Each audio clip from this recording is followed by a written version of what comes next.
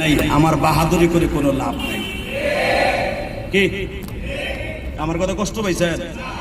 আমাকে এইভাবে আপনারা রাস্তার উপরে না দাঁড়ায় যদি রুমের মধ্যে 1 ঘন্টা আগে বলতেন আমি কষ্টটা পাইতাম না।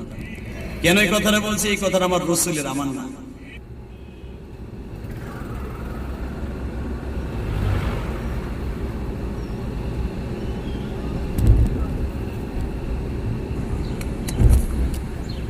₹60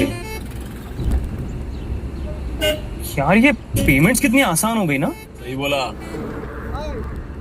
সালমান এফ রহমান বাংলাদেশের মধ্যে 10 জনের ভিতরে 1 নম্বরে চান্দুড়ে।